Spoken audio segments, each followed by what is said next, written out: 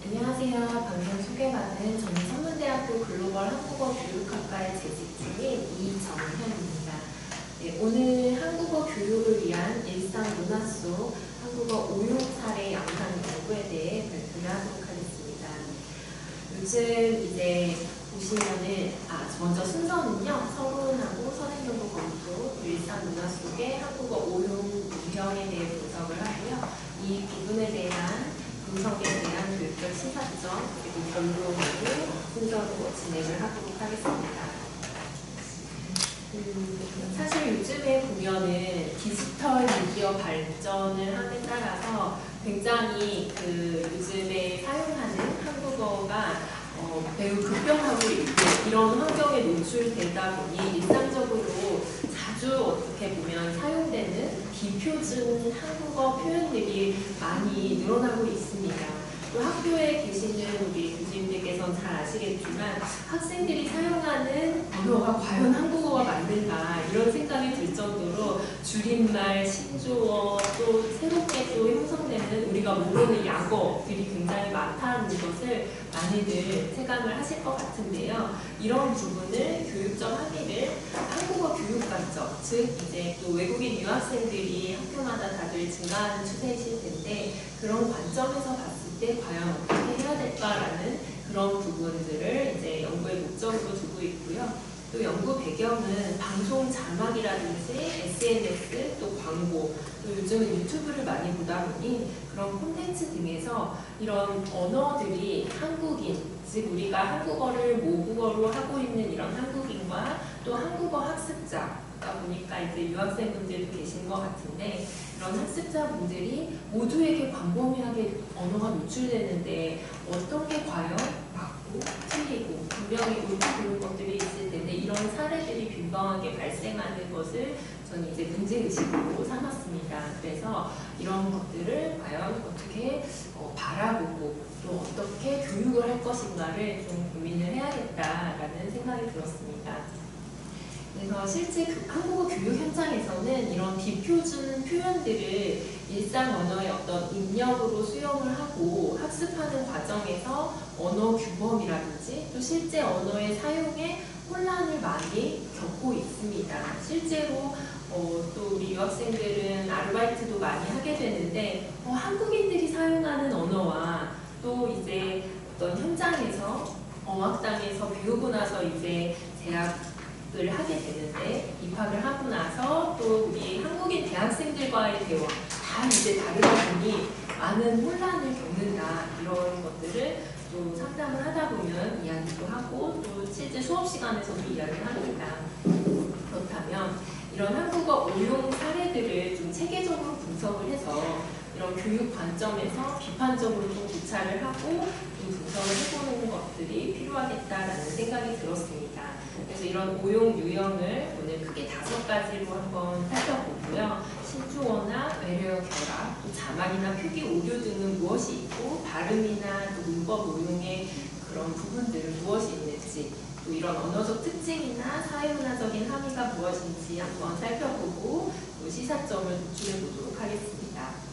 그래서 주요 선행 연구에서는 어떤 요즘에 또 미얀마 학습자들이 늘어나고 있어서 이런 중성장애의 발음 어려움에 관해서 분석한 연구들이 있었고요. 또 베트남어권 학습자 의무 규칙 적용 실태에 관한 연구들이 있었고 또 중국어권 학습자의 비음화 오류 분석에 관한 연구들이 있었습니다.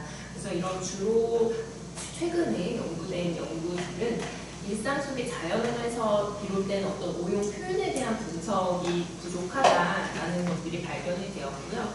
또 학습자의 어떤 특정 언어권의 학습자의 오류에 대한 분석이어서 실제 우리 한국인들과 또 한국에 온 유학생들이 부딪히게 되는 실제 현장에서 또는 한국 어떤 일상문화 속에서의 언어의 표현의 잘못된 부분들에 대해서는 짚고 있는 연구는 거의 찾아보기 힘든 상황이다라는 것을 볼 수 있었습니다.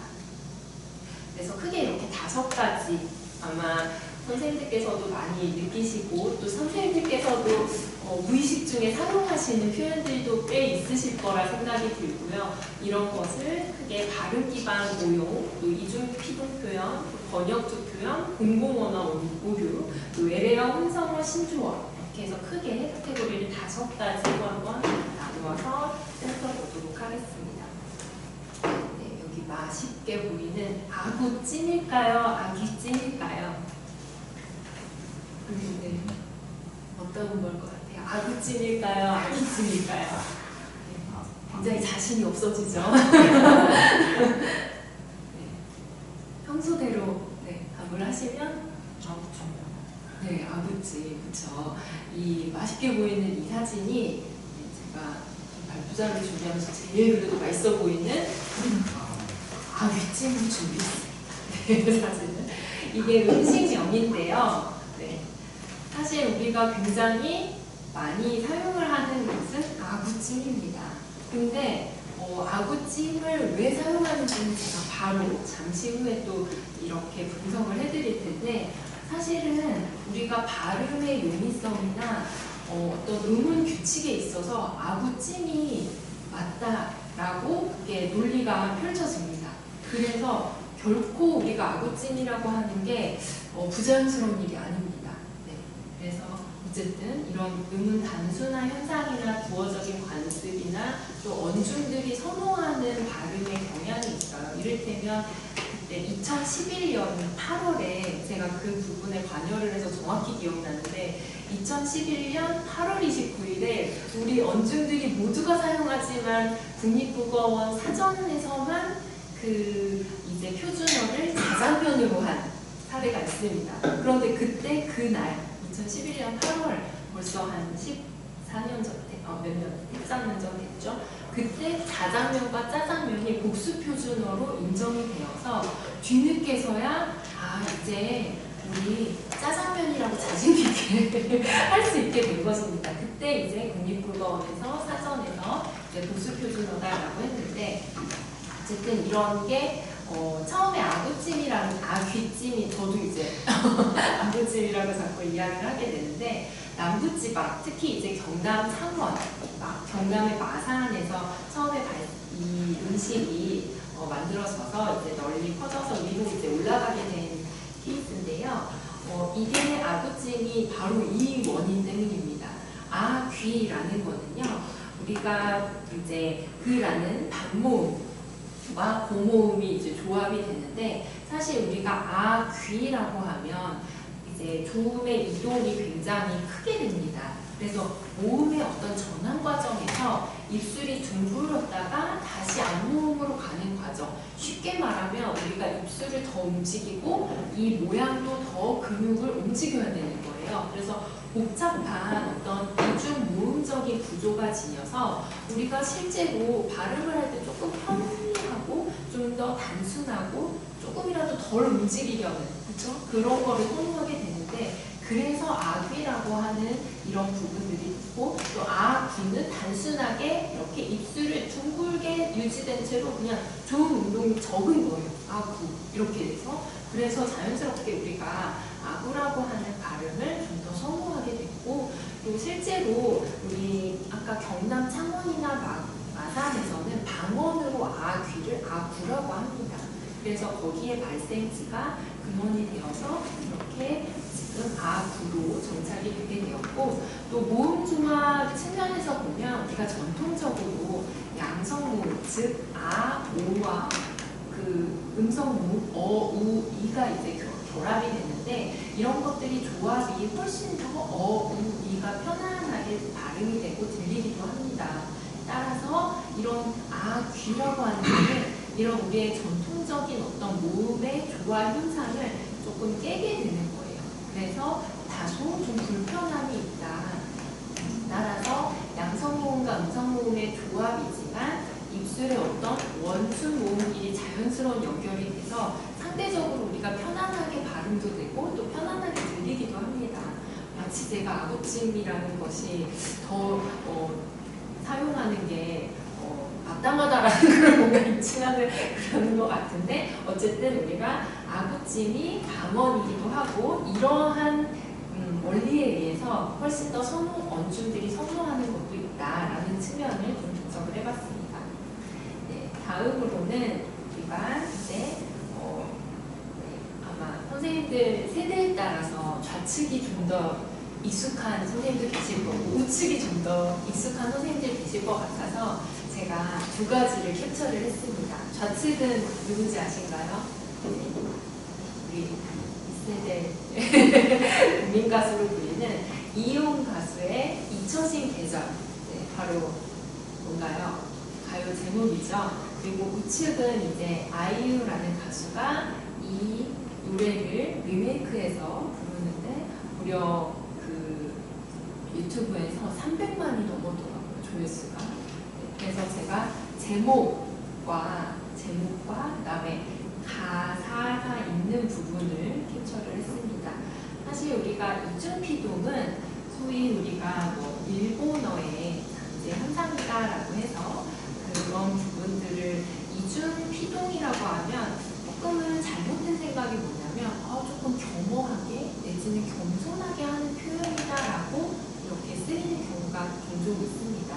하지만 우리가 문법적으로 이제 분석을 하게 되면 제가 이제 학교에서 한국어 문법 교육론과 이제 한국어 교원을 양성하려면 두 가지가 필수인데요. 한국어 문법론과 문법 교육론을 제가 교과목을 담당을 하고 있는데 학생들조차도 제 수업을 들으면서 이중피동이라는 것 자체가 비문, 즉 문법적으로 틀린 거라는 사실을 알고 굉장히 놀라워합니다.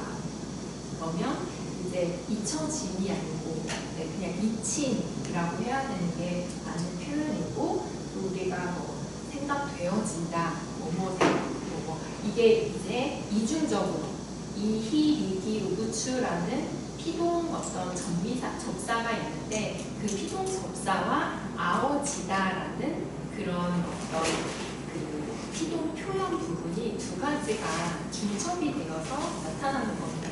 쉽게 말하면 우리 소위 말하는 역전 앞에서 만나처럼 역 앞에서 앞에 그러니까 두 가지를 이제 하는 것과 같은 맥락이라고 보시면 되겠습니다. 그래서 이런 이중피동 같은 경우는 좀 전에도 말씀드린 것처럼 이일이기와 어지다가 중복된 구조이기 때문에 과도한 어떤 피동 표현으로 간주가 되고 있습니다. 그래서 이제 국립국어원 표준국어 대사전에서는 이중피동을 비문법적인 표현이고 또 비문법적인 규정이다라고 하고 있고요. 방송의 언어라든지 언론 보도 또 일상 담화에서는 우리가 사실은 사회적으로는 좀 용인되는 그런 경향이 있습니다. 그런데 이런 비문법적인 표현이 어떤 공식적인 언어라든지 언론 보도나 일상 담화에서 용인되다 보니 한국어가 모어가 아닌 외국인 학습자 또는 외국인 유학생들 입장에서는 이런 게 문법의 어떤 습득하는 데 있어서 혼란을 또 유발하기도 합니다. 그렇다면 우리가 한국어 교육을 하는 또는 한국어 교수 학습을 하는 관점에서 봤을 때 이런 한국인들, 즉 모어화자들이 이중피동을 어떻게 수용을 하고 또 확산시키는지에 대한 고찰이 사실은 굉장히 미비한데 이런 이중피동의 사용들을 좀 분석을 하고 이해는 하되 사용할 때는 이런 이중피동 표현들이 좀 비판적으로 성찰되어야 하는 부분들이 아닌가 이런 부분을 좀 분석해 볼 필요가 있는 것입니다. 그리고 부분을 우리 이렇게 많이들 사용을 하시고 카카오톡이나 SNS나 또 문자로도 흔히들 이렇게 사용을 많이 하십니다. 좋은 하루 되세요. 그렇죠? 사실은 문법적으로는 틀린 표현입니다. 어떻게 해야 맞는 표현일까요? 네, 맞습니다. 좋은 하루가 되라는 거는 그대로 영어에 번역을 직역한 표현이고요. 이제 우리 한국어는 사실은 피동보다는 좀 전에도 이제 피동을 설명을 드렸지만 능동 표현이 가장 한국어다운 표현입니다. 그래서 당신이 라는 주어가 생략이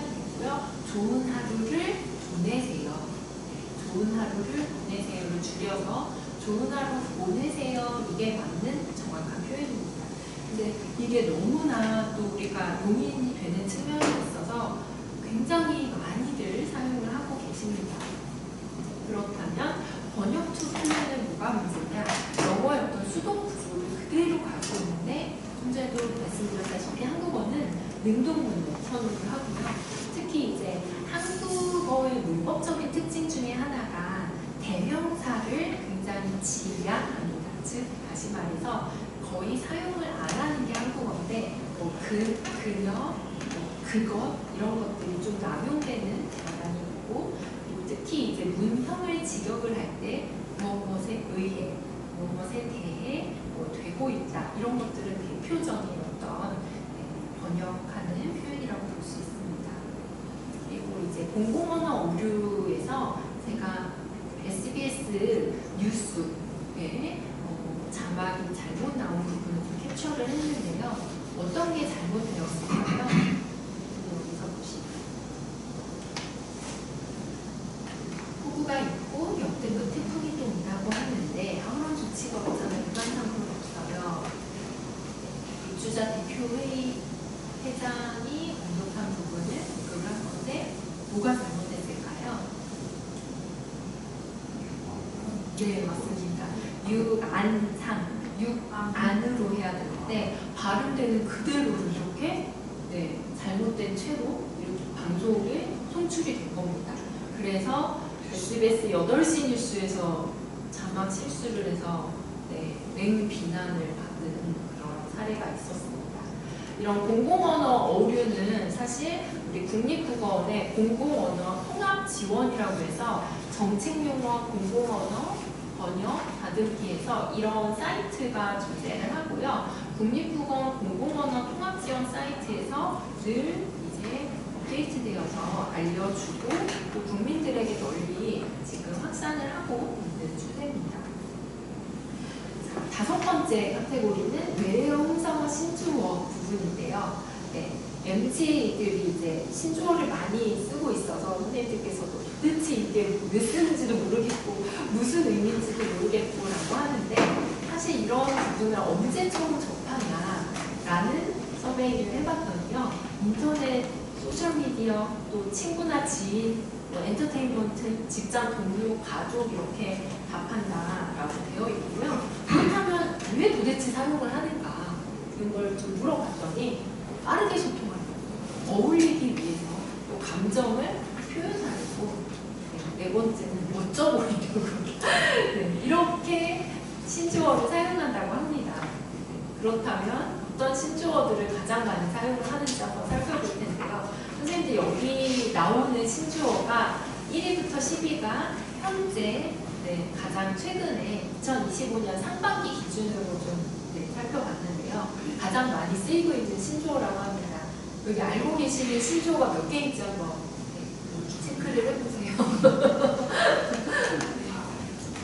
그래도 다행히 저도 제가 잘 알고 있는 단어들이 좀 눈에 띄어서 그래도 어색하진 않았는데 어쨌든 이런 얼주가라든지 플렉스, 중꺾마, TMI, 알잘, 딱갈센, 이회진, 억텐, 며느다, 홀리몰리, 사바사 아까 첫 번째 발표하시는데 사바사 이렇게 얘기하신 것들 이따가 나올 단어인데 라는 생각이 들었습니다. 이런 신조어들의 특징을 좀 보면요. 일단 줄여서 표현을 하는 약어들을 많이 사용을 하고 있습니다. 얼어 죽어도 아이스의 줄임말이고요. 그렇죠? 중꺾마도 줄임말이죠. 중요한 것은 꺾이지 않는 마음. 이것도 줄임말이고요.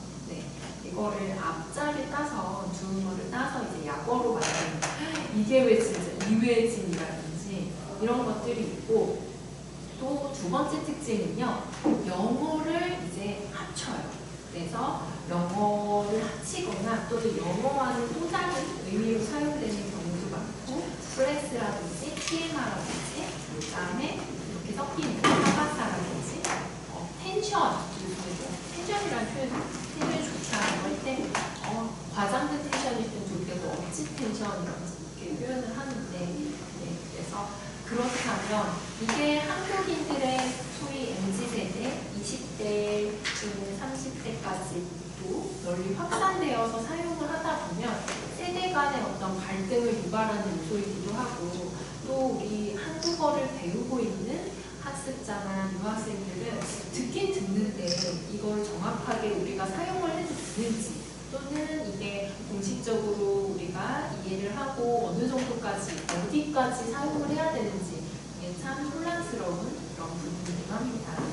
그렇다면 제가 바라보는 관점은 이게 교육의 어떤 패러다임의 전환이 필요하다. 만약 우리가 이게 일반 어떤 일상 담화라든지 심지어는 유튜브나 SNS나 확산이 되고 있어서 방송에서도 그게 노출이 되고 있어요. 예능 프로를 보면 아까 며느리다 그런 표현들도 굉장히 많이 사용을 하고 있는데, 이게 비판적인 어떤 언어 리터러시를 함양하는 방향으로 우리가 바라봐야 하지 않을까. 첫 번째는 일상 언어 기반으로 된 자료의 교육 자료화라는 겁니다. 제가 소위 한 20-30년 전만 해도 한국어 교재에서는 씁니다가 가장 우선적으로 배우고, 이것이 무엇입니까? 이것은 책입니다. 그게 가장 먼저 이제 배운 그 교수학습 자료의 모형이었다면, 요즘은 씁니다는 좀 나중에 배우고 아오요 형태가 먼저 나오기도 하고, 또 그게 그 어떤 것보다 중요한 게 일상 언어에서 그 모어하자들의 어떤 많이 사용하는 그런 데이터를 좀 분석을 하거든요. 그래서 그런 부분들을 반영을 한다면 이런 것을 어떤 수업 현장에서 완전히 이거는 사용하면 안 된다, 무조건 듣지도 말고 그렇게 접근하기보다는 오히려 좀 흥미로운 측면에서 알려주지만 좀 더 비판적인 사고로 이게 어떤 측면에서 과연 문제가 있고, 또는 이거를 어떤 측면에서 이게 신조어로 탄생하게 되었는지, 그 탄생의 배경이라든지 그런 걸로 어떤 수업 자료로 적극 활용하는 것은 어떨까. 또한 잘못된 자막을 오히려 분석을 해보면서 방송 언어에 노출된 것들이 올바른 표현으로 수정하는 것도 연습을 해보고, 또 광고 속의 언어 규범이 어떤가, 이런 측면을 학습자의 언어 판단 내지는 비판적인 어떤 의식을 고양시키는 데 도움이 되지 않을까, 그런 생각을 좀 해봤습니다. 두 번째로는요, 맥락 중심의 해석의 능력이 좀 강화될 필요가 있다. 이런 거는 이제 오용 사례를 무조건 어떤 규범적인 틀 안에서 수렴시키는 것보다는 그 맥락을 함께 분석을 하고 이해를 시키고, 또 이런 맥락적인 부분에서 우리가 한국어는 소위 고맥락 언어라고 하거든요. 그렇다면 이게 번역 투이지만 담화 환경을 분석을 해서 학습자의 언어 감수성을 또 좀 키우는데 좀 중점을 두는 것도 방법이지 않을까 생각을 했고요. 세 번째는 신조어나 외래어, 혼성어. 시대마다 신조어는 항상 탄생을 합니다. 그래서 신조어 자체가 무비판적으로 이거는 무조건 잘못된 거야 라는 인식보다는 언어 습득 측면에서 있을 때 이런 거를 스스로 사고하고 이것을 판단할 수 있는 그런 힘을 길러주는 어떤 교수 전략이 필요하지 않을까. 따라서 이런 학습자들이 신조어의 의미 또는 생성 배경, 왜 그런 신조어가 탄생을 하게 됐고 사회적인 함의가 무엇이고 함께 분석을 함으로써 언어나 이런 한국 문화에 대한 전반적인 이해를 심화하는 그런 어떤 과정이 필요하지 않을까, 그런 생각을 해보았습니다. 마지막으로 이제 결론을 보시면 학습자의 언어 환경, 즉 언어 입력, 언어를 수용하는 환경을 이해하고 또 규범 언어와 비규범 언어 간의 긴장 관계를 중재하는 것이 어떤 교원의 역할이지 않을까. 그래서 첫 번째로는 복합적인 언어 현상에 대해서 우리가 좀 비판적으로 바라보고, 두 번째로는 한국어 교육 관점에서는 이제 사회 문화적인 어떤 맥락화라든지 학습자의 언어 인식을 좀 성찰하고 우리가 고찰하는 것을 좀 살펴볼 필요가 있고요. 세 번째 이제 우리가 좀 살펴볼 거는 앞으로는 이런 오용 사례들을 단순히 잘못된 거라고 그냥 배제하거나 지나치지 말고 이런 것들의 학습자의 수준별로, 학습자의 초급, 중급, 고급 또는 언어권별, 다양한 언어권들이 있는데 그런 언어권별 학습자들을 이제 대상으로 하는 교수 모형을 좀 개발을 해서 이런 자료들이 오히려 교육적인 효과를 검증하는 실증적인 연구로 계속해서 이어나가면 학습자들의 실질적인 언어, 한국어 교육에 좀 도움이 될 거라 그렇게 생각을 해보았습니다. 이상으로 준비한 발표는 마치도록 하겠습니다. 감사합니다. 네, 이제 질문하실 시간입니다. 네.